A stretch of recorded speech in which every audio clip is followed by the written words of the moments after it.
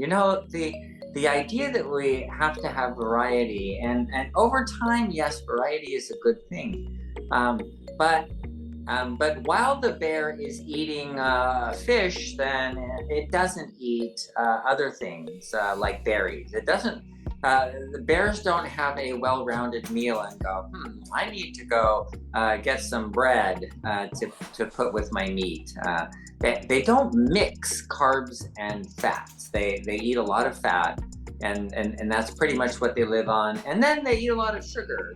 Then that's pretty much what they live on. Whereas hummingbirds just eat sugar and nothing else. They don't have any fat. And so it turns out that if you look at foods and you look at natural foods, in no case do you find a high fat, high carb food. You know, you think like nuts, they have fats in them, but the fatty nuts are not high in carbs. Like walnuts don't have a lot of carbs in them, and the high carb nuts don't have a lot of fat in them. Like cashews don't have a lot of fat. So an exception might be a roughly equivalent would be macadamia nuts, but they have a lot of fat with less carbs. Anyway, the point being that in nature, you're not putting fat and carbs together. And so essentially what we've done in this is we're trying to separate this out.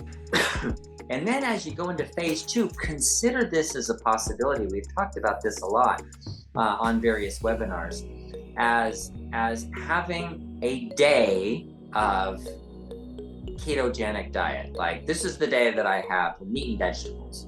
And then other days when you have fruit and vegetables and carbs and rice and corn.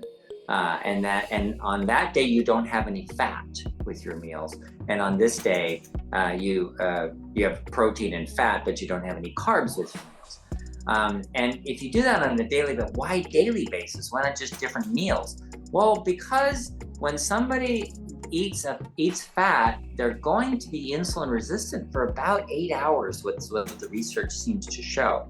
So if you separate them out, you may find that you tolerate a lot more carbs than you thought you did. Like that woman that I was telling you about before that could tolerate bread. She ate bread and she had a continuous glucose monitor, and the monitor was like stable, like good, right around 100. But then when she ate nachos, it shot up over 200.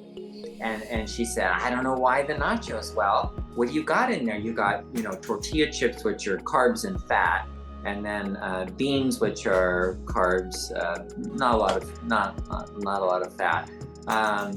And so you have this fat carb combination is where a lot of the problem is. So consider that when you're going into phase two of having a carb day and a fat day, and don't mix them.